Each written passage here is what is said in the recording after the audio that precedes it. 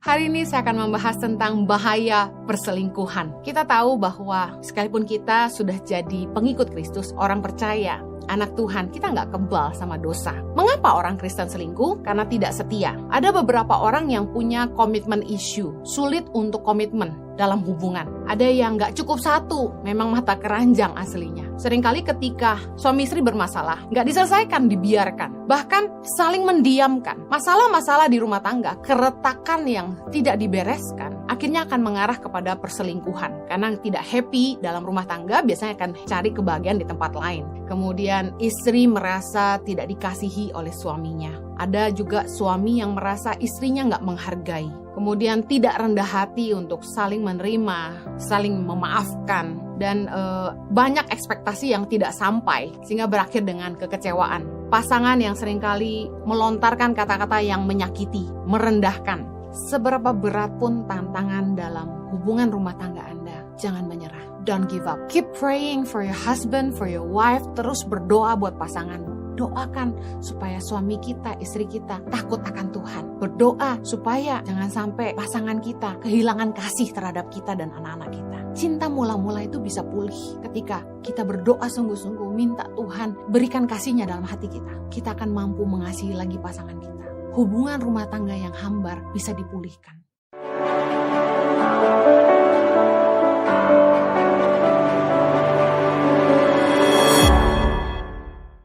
Hari ini saya akan membahas tentang bahaya perselingkuhan. Mari kita lihat dalam 1 Korintus 7 ayat yang pertama. Dan sekarang tentang hal-hal yang kamu tuliskan kepadaku adalah baik bagi laki-laki kalau ia tidak kawin.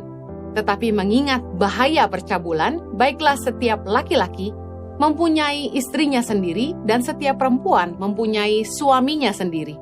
Hendaklah suami memenuhi kewajibannya terhadap istrinya, demikian pula istri terhadap suaminya.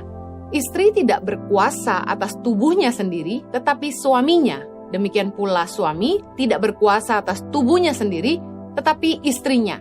Janganlah kamu saling menjauhi kecuali dengan persetujuan bersama untuk sementara waktu, supaya kamu mendapat kesempatan untuk berdoa.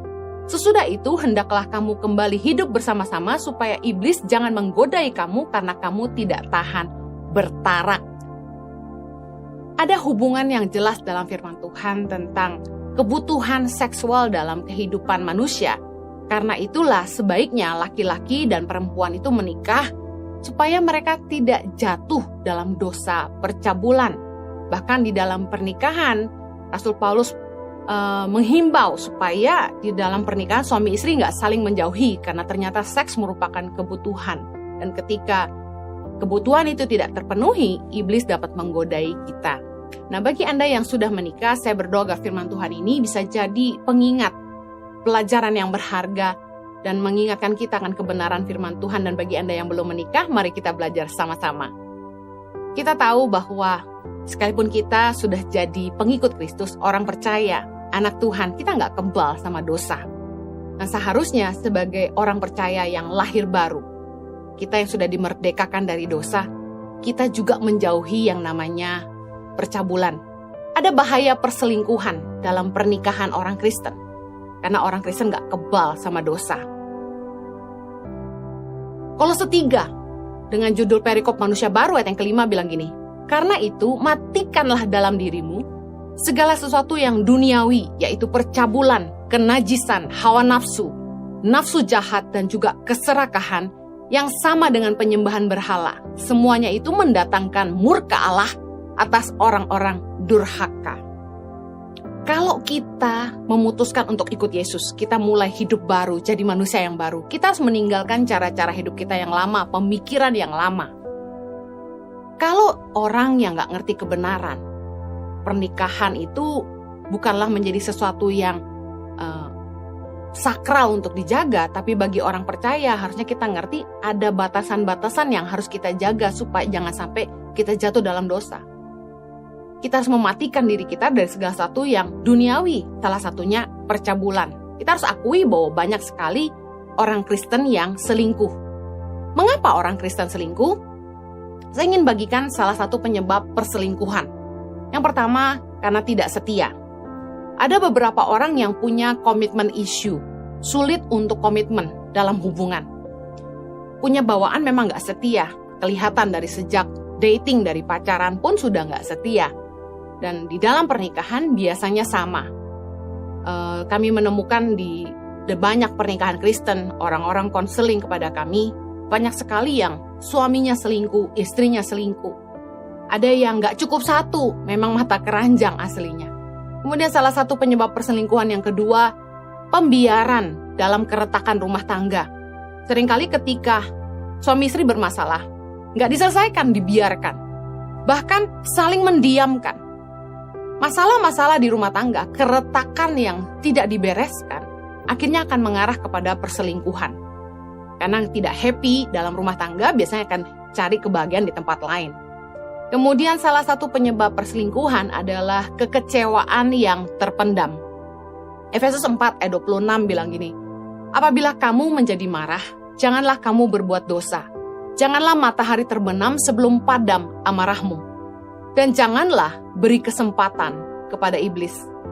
Amarah yang dipendam akan menjadi kesempatan buat iblis masuk dalam hidup kita, merusak rumah tangga kita. Karena itulah kita tidak boleh simpan kemarahan, termasuk kekecewaan. Beberapa hubungan yang sebenarnya membuat kita tidak bahagia dalam rumah tangga, kita kecewa sama pasangan kita, tapi kita pendam. Pembiaran dan kekecewaan yang terpendam akhirnya membuat keintiman hilang dan kemudian menjadi akar perselingkuhan. Banyak rumah tangga yang gak bahagia lalu mereka membiarkan dan akhirnya berakhir dengan perselingkuhan dan kita bisa tebak akhirnya perceraian. Apa yang seringkali menjadi kekecewaan dalam rumah tangga? Contoh yang pertama, istri tidak dinafkahi, suami tidak tanggung jawab. Kerap kali banyak perempuan yang konseling ke saya, suaminya gak tanggung jawab. Istri-istri harus kerja menafkahi diri mereka sendiri, bahkan menafkahi anak-anak mereka. Kemudian istri merasa tidak dikasihi oleh suaminya. Ada juga suami yang merasa istrinya nggak menghargai. Kekecewaan yang ada dipendam karena nggak bisa dikatakan. Karena setiap kali disampaikan jadinya bertengkar. Nah, biasanya untuk menghindari konflik, pasangan memilih untuk mendiamkan dan membiarkan. Tapi mereka memendam kekecewaan. Kecewa lagi soal prioritas yang salah. Beberapa pasangan mengeluh ke saya, oh suaminya uangnya habis buat keluarga besarnya, buat orang tua, buat kakak adiknya. Sementara untuk rumah tangga mereka sendiri, suami pelit, istri harus kerja. Kemudian ada juga istri yang lebih mementingkan kebutuhan keluarga besarnya dan tidak mempedulikan keluarga intinya. Banyak pasangan yang merasa tidak diprioritaskan, menjadi nggak penting bagi pasangannya. Kemudian penyebab kekecewaan yang lain adalah ketiadaan komunikasi, konflik yang nggak diselesaikan, akhirnya saling mendiamkan. Kekecewaan yang lain, hilangnya nilai penghargaan dalam rumah tangga, saling tidak merasa dihargai dan saling tidak menghargai.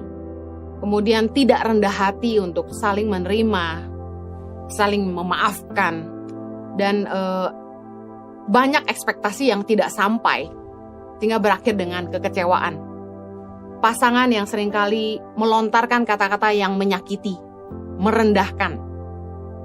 Kemudian ketidakpuasan dalam hubungan seks, tapi tidak bisa dikomunikasikan. Kekecewaan yang lain, tertekan, tidak nyaman dalam perlakuan dalam hubungan seks dengan pasangan.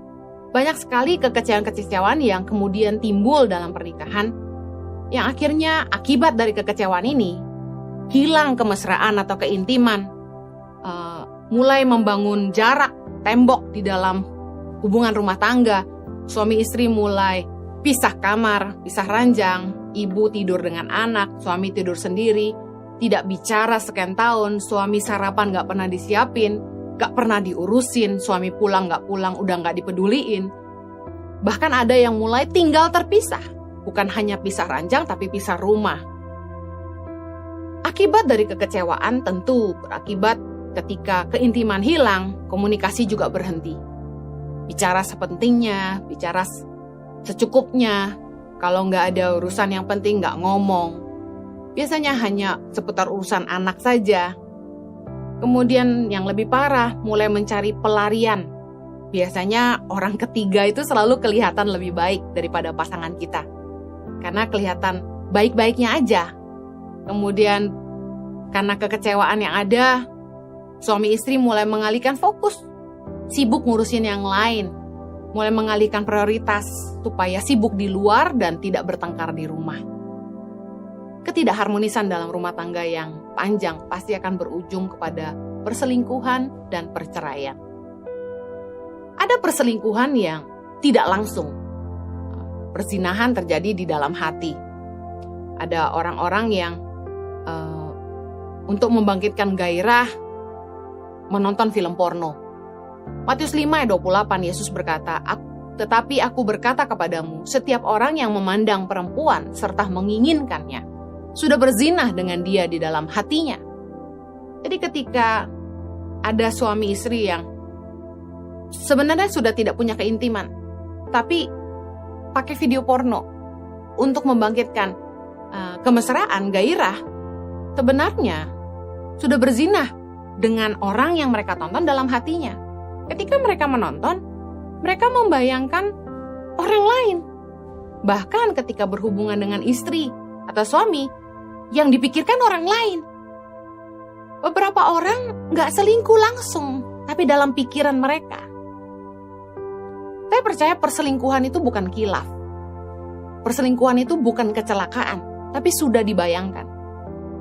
Ketika kita melihat wanita lain atau pria lain di video dengan adegan yang panas, kita melihat dan kita membayangkan kita dengan orang itu jelas merupakan perzinahan dalam hati. Beberapa orang itu tidak selingkuh bukan karena tidak mau, tapi karena tidak ada yang mau. Orang tuh nggak selingkuh bukan karena nggak mau, tapi nggak punya kesempatan. Banyak orang yang akhirnya gagal menjaga kekudusan pernikahan karena alasan konflik dengan pasangan yang tidak terselesaikan, kekecewaan yang dipendam, tidak bahagia dengan pasangan. Akhirnya begitu punya kesempatan dengan pihak ketiga, pasti langsung jatuh tentunya. Perselingkuhan bukanlah kekhilafan, tapi sudah direncanakan dan dibayangkan. Kita buka celah untuk perselingkuhan. Perselingkuhan itu nggak datang serta-merta. Tapi dengan membiarkan hubungan pernikahan kita tidak bahagia, komunikasi buruk, keretakan kita biarkan, komunikasi hilang, kemesraan hilang, kita sedang membuka celah untuk iblis ambil bagian. Sehingga kita mudah jatuh dengan orang lain yang kelihatannya jauh lebih baik daripada pasangan kita. Kita tidak boleh membiarkan pernikahan kita tidak bahagia. Ada bahasa rohani yang dipakai orang, memang pernikahan saya tidak bahagia, tapi saya tahu karena Tuhan mengizinkan pernikahan saya untuk menjadi salib bagi saya, untuk membentuk karakter saya. Saya anggap itu cuma alasan. Kalau kita sungguh-sungguh mau rumah tangga kita pulih, kita harus mau berkorban, belajar mengerti, harus berusaha supaya pulih. Untuk pulih, kita harus bekerja keras untuk pernikahan kita. Kita nggak boleh simpan kekecewaan. Kalau kita sakit hati dan kita simpan, kita rugi sendiri. Harusnya kalau memang kita punya kekecewaan dengan pasangan, kita bereskan. Gimana cara beresin?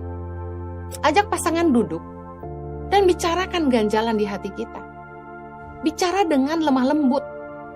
Jaga intonasi kata-kata kita. Bicaralah dari hati ke hati. Sepakati jalan keluar untuk masalah-masalah yang ada. Perlu keinginan dari keduanya untuk pulih tentu. Sepakat untuk pulih. Dibutuhkan keterbukaan dan kerendahan hati. Karena itu yang menjadi awal pemulihan. Kita harus ngerti bahwa prinsip pernikahan di dalam kekristenan, di dalam Kristus, nggak ada jalan kembali. There is no turning back. Kita nggak bisa bilang, kita nggak bisa terus, kita nggak bisa lanjut, udah selesai di sini aja. Kita harus mengerti bahwa pernikahan di dalam Kristen, di dalam Kristus adalah pernikahan one way. There is no U-turn, nggak ada kata refund. Karena kita nggak punya pilihan selain berjuang untuk mempertahankan, kita harus berusaha untuk pulih. Ajak pasangan untuk bicara baik-baik. Berhenti saling menyakiti. Kita harus saling minta maaf dan saling mengampuni. Kalau kita melihat bahwa pernikahan merupakan proses yang Tuhan izinkan untuk membentuk kita jadi lebih baik, kita tidak boleh menuntut pasangan berubah.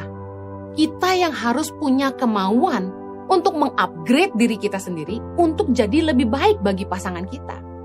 Gak ada orang lain yang harus kita senangkan lebih daripada pasangan kita sendiri. Kebanyakan kegagalan kita adalah gini, kita lebih jaga perasaan orang daripada perasaan pasangan kita sendiri yang setiap hari hidup bersama-sama dengan kita. Orang yang nomor satu yang harus kita senangkan selain Tuhan adalah pasangan.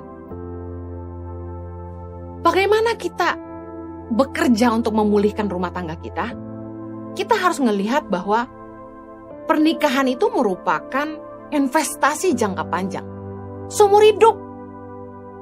Pasangan kita adalah teman seperjuangan kita seumur hidup. Kalau kita nggak kerja keras untuk pernikahan kita rugi sendiri. Karena kita harus setia sama pasangan sampai akhir. Kalau kita mau nyaman, kita harus usahakan. Masa depan pernikahan akan jadi seperti apa tergantung dari bagaimana kita menginvestasikan waktu, pemikiran kita, dan uang kita di dalam pernikahan kita.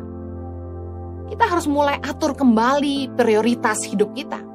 Tuhan nomor satu, yang kedua pasangan kita, lalu anak-anak kita, baru keluarga besar, baru teman-teman, baru orang-orang di sekitar kita, komunitas, kota, dan bangsa.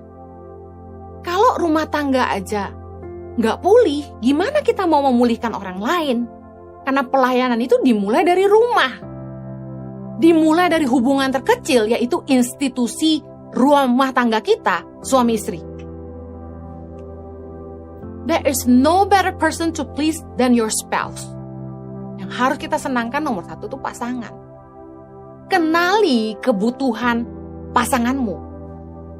Gary Chapman berkata, manusia itu punya 5 bahasa kasih, yaitu sentuhan, pujian, waktu berkualitas, dilayani, dan juga hadiah. Apa bahasa kasih pasanganmu? Ada orang yang haus sentuhan, ada orang yang haus pujian, ada orang yang sukanya hadiah, ada orang yang sukanya spending quality time, ada orang yang sukanya dilayani. Kalau sebagai pasangan kita tidak mau peduli sama kebutuhan pasangan kita, lalu dia ketemu sama orang lain yang bisa memenuhi kebutuhannya, kita akan kehilangan pasangan kita. Ya nggak apa-apa bu, dia pergi saya pergi. Kalau prinsip hidup Anda adalah seperti itu, Anda tidak mau ikut kebenaran untuk memperjuangkan pernikahan bahwa pernikahan itu seumur hidup, nggak ada khotbah lagi yang berguna buat Anda. Khotbah ini hanya berlaku bagi orang-orang yang menyadari bahwa di dalam Kristus pernikahan itu cuma satu kali. Di dalam komunikasi, di dalam rumah tangga, kita mesti ngerti apa yang menjadi area sensitif bagi pasangan kita. Dari situ, kita akan meningkatkan pengertian kita terhadap pasangan. Contoh, kalau kita tahu bahwa pasangan kita itu stres kalau rumah berantakan, ya kita harus jadi pasangan yang ngerti, belajar, rapi. Oh nggak bisa dong, saling menerima dong. Saling menyesuaikan, benar. Yang terlalu rapi harus tutup mata sedikit, tapi yang berantakan pun harus mau belajar rapi. Kalau dua-dua nggak mau ketemu di tengah, ya nggak ketemu. Karena masing-masing orang punya karakter berbeda, gaya hidup yang berbeda. Sebenarnya orang tuh bisa berubah kalau mereka mau. Saya buktikan sendiri dalam pernikahan kami. Saya tuh awalnya adalah orang yang sangat introvert. Gak mau ketemu-ketemu orang, gak bisa deket sama orang. Sukanya tuh eksklusif gitu, cuma saya sama Jojo. Gak gitu mau kumpul-kumpul. Tapi saya punya suami yang orangnya seneng bergaul, senengnya ngumpul. Akhirnya saya mulai belajar, kalau diajak saya ngumpul sama teman-teman, saya ikut, duduk. Dari yang tadinya saya tuh kalau udah ngumpul, saya diam aja. Tapi sekarang udah bisa ketawa-ketawa, udah bisa bercanda. Orang tuh bisa berubah kalau mereka mau. Kenapa kita mau? Karena kita mengasihi pasangan kita. Kita keluar dari rasa nyaman kita karena kita tahu pasangan kita butuh. Kalau kita masing-masing egois, gue begini, terima gue padanya, pernikahan kita gak akan pernah bahagia. Justru pengertian itu adalah mengerti sisi sensitif pasangan kita. Kalau kita mau bahagia, kita gak bisa saling nuntut. Tapi kita harus melakukan apa yang jadi bagian kita. Hubungan yang sehat dalam pernikahan itu menjaga nilai penghargaan dalam hubungan suami istri. Kolose 3 ayat 18 bilang gini, "Hai istri-istri, tunduklah kepada suamimu sebagaimana seharusnya di dalam Tuhan." Ayat 19, "Hai suami-suami, kasihilah istrimu dan janganlah berlaku kasar terhadap dia." Yang sering kali terjadi dalam rumah tangga begini, suami bacain ayat buat istri.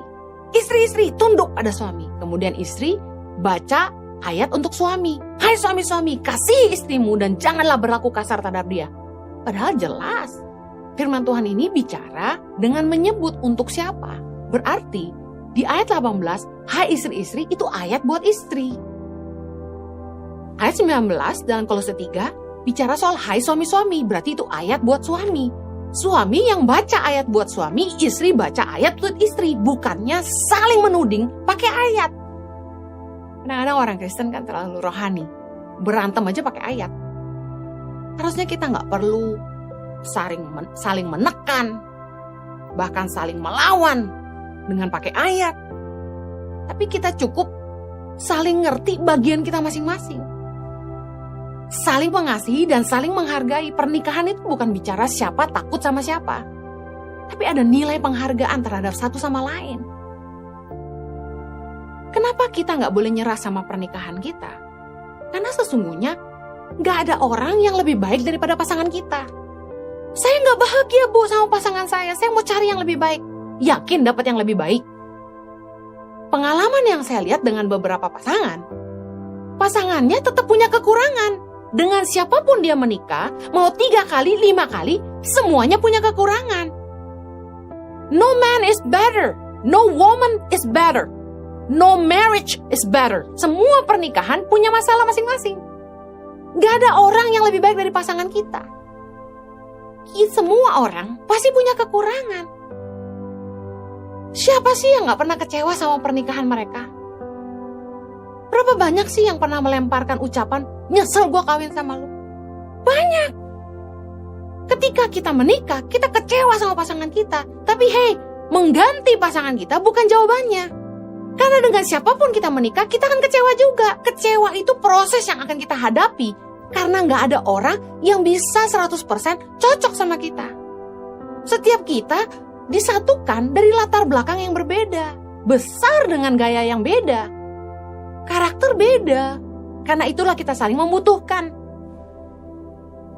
The marriage will be happier if both are willing to work on it.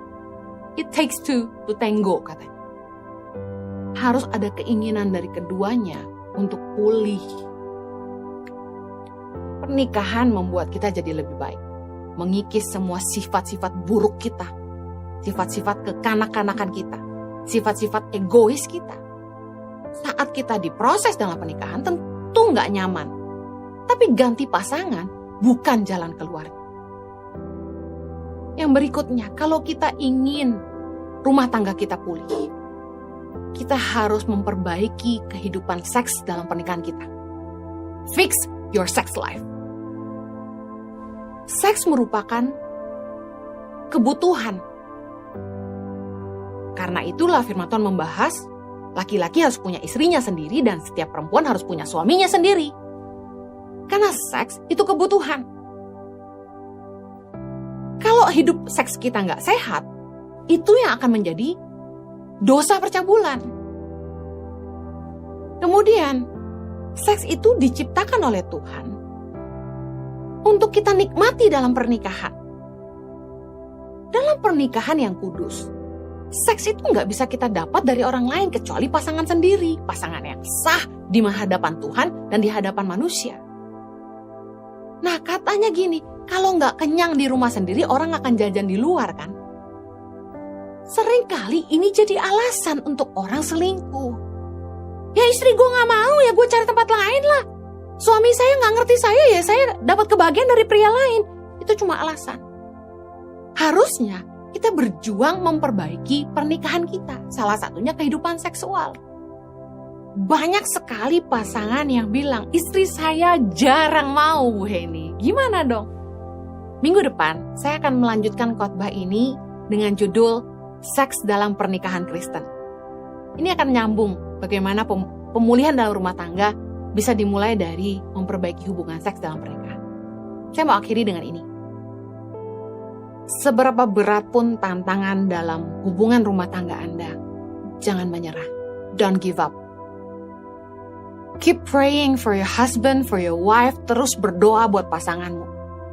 Amsal 21 ayat 1 bilang ini. Hati raja seperti batang air di dalam tangan Tuhan, dialirkannya kemana ia ingini. Doain hati pasangan kita. Hati suamiku seperti batang air di dalam tangan Tuhan, dialirkannya kemana ia ingini. Doakan supaya suami kita, istri kita takut akan Tuhan. Berdoa supaya jangan sampai pasangan kita kehilangan kasih terhadap kita dan anak-anak kita. Cinta mula-mula itu bisa pulih ketika kita berdoa sungguh-sungguh, minta Tuhan berikan kasih-Nya dalam hati kita. Kita akan mampu mengasihi lagi pasangan kita. Hubungan rumah tangga yang hambar bisa dipulihkan. Saya dan Jojo ngalami proses yang gak mudah dalam rumah tangga kami. Kami melihat bagaimana Tuhan memulihkan kami, mengembalikan kasih yang hambar, membuat kami saling mengasihi lagi. Semua yang saya sampaikan ini banyak dialami oleh pasangan. Bahwa pernikahan bukanlah sebuah perjuangan yang mudah buat kita. Tapi kita tidak boleh nyerah. Sebagai anak Tuhan, kita harus tahu kebenaran. Bahwa kita tidak boleh turut mengambil bagian dalam perbuatan-perbuatan kegelapan yang tidak berbuahkan apa-apa. Kita tahu bahwa perselingkuhan itu nggak ada hasil yang baik buat kita. Itu hanya menjatuhkan kita dalam dosa. Kita harus menjauhi perselingkuhan. Karena saya percaya, selama kita bisa melihat bahwa pernikahan kita itu harus menjadi satu kali seumur hidup, kita akan terus berjuang. Perceraian bukan jalan keluar. Bagaimana kita memulihkan pernikahan kita sangatlah penting. Mari jauhi perselingkuhan, hidup kuduslah di dalam Tuhan. Tuhan berkati, mari kita berdoa. Bapa di sorga, tolong kami. Pulihkan setiap pernikahan anak-anak-Mu Tuhan. Saya percaya bahwa proses dalam pernikahan hanya membuat kami jadi orang yang lebih baik. Membuat kami jadi pribadi yang lebih berkenan kepada Tuhan. Curahkan kasih-Mu dalam hati kami, supaya kami mampu mengasihi dan mengampuni pasangan kami. Tuhan berkati. Tolong setiap anak-anak-Mu supaya mereka mau sungguh-sungguh berubah untuk pasangannya. Mau jadi pribadi yang lebih baik untuk istri, untuk suami, dan anak-anak. Pulihkan Tuhan. Supaya jangan lagi orang Kristen selingkuh, dan jangan lagi pernikahan Kristen berakhir dengan perceraian. Berikan roh pertobatan dalam hati kami. Pimpin kami Roh Kudus. Demi nama Yesus kami berdoa. Amen.